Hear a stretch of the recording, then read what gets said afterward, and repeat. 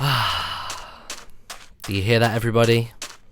Do you hear that beautiful, crunchy, gritty sound between my toes that don't actually exist? They just have block legs. But anyway, we're back in Wynncraft, yay! And we also don't have any villagers anymore.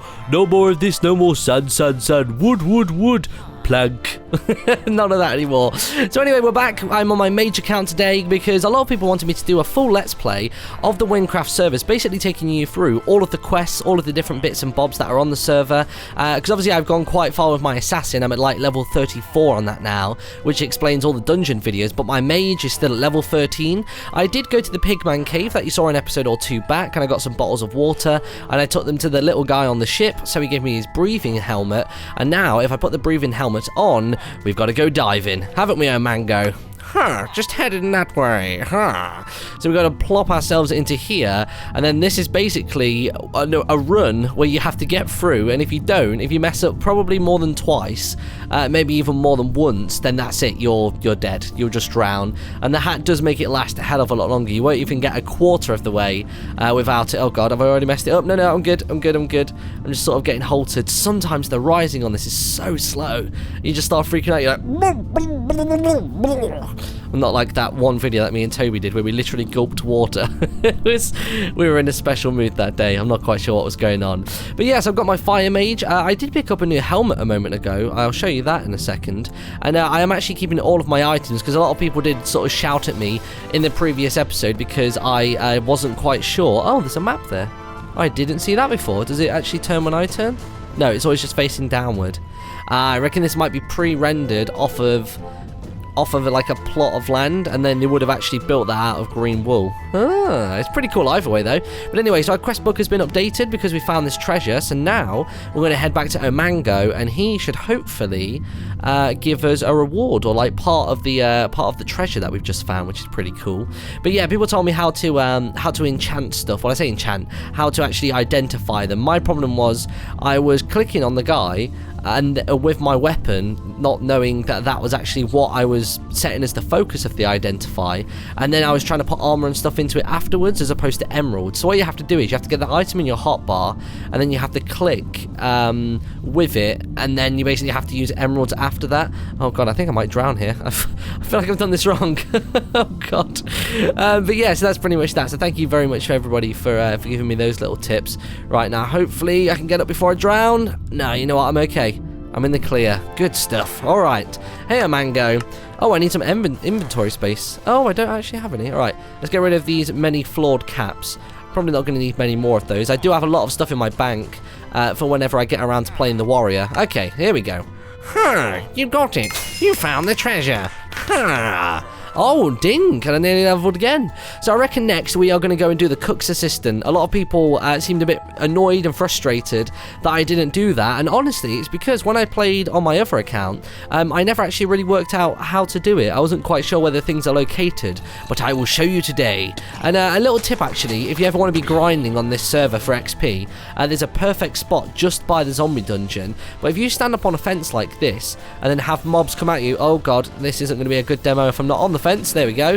So yeah, basically when you're on fences, they can't get to you. It's very peculiar. It's just the way that the mobs seem to work, where you can basically stand there then and just grind them for all they've got. Look at that. And then I'm basically going to get to level 15 now, come on, which will hopefully open up another quest. And I've noticed as I've gone on that most of the time when I do quests, they will actually make me ding, but the further through you get, when you get up to about probably I say level 25, that's when you do have to start grinding. So this is basically going to be helping you out, this little tip. But like I said, by the zombie dungeon, there's a little sort of like, it almost looks like a dried up well of sorts. And yeah, basically that's where you can do that. I'm just going to grab those bits. Right, let's go. So I'm basically going to follow the coastline all the way along until we get pretty much in line with the northern exit of Ragni, which is the starting town. And basically just by there is a ranch, and on the ranch you can buy yourself a bucket of milk. You can also get yourself some eggs from there as well, which is pretty cool. And then you have to go somewhere else to get some wheat. We got plenty of money on us. We got like 64 wheat, so we should be alright with that. Did I investigate this place before? I feel like I have. I feel like I've been in here before. Pretty sure I had a little nosy around and there was nothing in here. Unless there's a secret trap door somewhere. Maybe that's the thing. How peculiar. I thought maybe there'd like be a mob in here. It's sort of reminiscent actually of the Pigman cave, isn't it? It's kind of got a similar style to it, where it's just sort of like tucked away off the side of the main path. Oh, bloody hell, there you go. And I also have a video coming out in the next couple of days. I don't know when I'm going to post it. Oh, that music. I've not actually listened to the music in this game for a good while, actually, so this is a pleasant return. Let's Play wise, you'll have heard this in the last episode, but...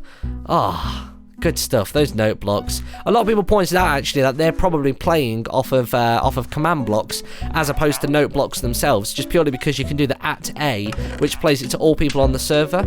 All people on the server, should I say. So that works out really well. Right, bucket merchant. Bucket of milk, I'm going to grab that off of you. And then there are some chickens actually in this area here, so we can kill those off. It's not a guaranteed egg from every drop, but at the moment I seem to be getting really lucky. Oh my god, hello. You're gonna... oh, there you go. You're sort of protected by the door. There's another egg. I believe it is 3 eggs that I need for the cook. Let me double check. So it was a bucket of milk. Oh, 2 eggs, and it's 3 wheat. Ah, okay, cool. Right, there we go. Yeah, the mistake I made last time is I had one too few eggs. I must have only picked up 1 the first time I did this quest. But yeah. But anyway, like I was saying, I've got this video coming out in the next couple of days, which basically shows you around the highest level city in this entire server. It's called Troms. You'll find it just in the southern region of the map. I think it's like the south... oh god, directions now. I'm trying to think of a compass. It's in the southwestern region of the entire world, and you have to go through some pretty cool areas actually. There's a jungle, there's a huge bridge that you have to go across, but it's actually covered on the map, so you can't actually see it, by loads and loads of snow, so I won't spoil what the bridge actually looks like and how it's styled. But basically I went to, I think it was the level 40 town, because the place Troms is level 50, but I went to Nessac, which is level 40 in the sort of the snow area, and I basically asked loads of people to come over. I basically did a global shout. I'll show you how I did that in a second, because basically you can use currency in the game with microtransactions to actually buy things like, you can buy more soul points, you can buy pets, different particle effects to have around your character at all times, all little bits like that, which are really, really handy. If I stand on this fence actually, I should be able to interact with the shop without getting my ass kicked. Oh god, like these keep knocking me off the bloody log though. Come on, move. There you go. Thank you very much. Alright, and across there. Good. Right, I can't reach him, but anyway, I can show you this. So yeah, if you do /shop, you can buy different cloaks for your horses, which is pretty cool, and then you also have global shouts and world shouts. So the way these work are, world shouts are just for your server, so say you're in lobby 1 or lobby 2, whatever it may be, right the way up to I think it's 36 or 37. Then you can shout to everybody on your server, but because there weren't many people on when I did this, I actually did a global shout, so it cost 6 golden coins. I've obviously got like 100k because I'm just got a YouTube rank, but it basically allows you to shout to anybody and everybody that is playing Wynncraft in that moment in time, which is pretty damn cool actually. I was actually really, really impressed by that, and I basically just summoned everybody, and we gathered this massive army, and then we basically just got like walked all the way there. And the good thing about that is there's a quest where you have to go and collect 1 teleport scroll from every city. So obviously getting to the level 50 town as like a level, I think I was like 22 at the time, was pretty damn handy. So yeah, that's the only one you have trouble getting to. Nessac is relatively easy, but Troms, you got to seriously take out some strong mobs in order to get there, because they basically fill the entire path. So yeah, so that's basically something to bear in mind. Now I do have this thing, which is a liquefied emerald, so probably after this we'll make our way over to Deathless, because Deathless is the first city, or the closest city to Ragni that has a bank. And basically a liquefied emerald is 64 emeralds made into a block, and then 64 of those blocks made into a liquefied emerald. So it's basically like the highest like currency format you can actually work with, which is pretty sweet. Hello, cook. Oh, I need to empty inventory space. I don't know how I'm filling it up so much. I've got these useless boots, I guess. Level 12 boots.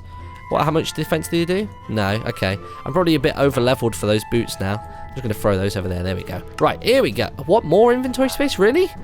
I've already emptied out so much.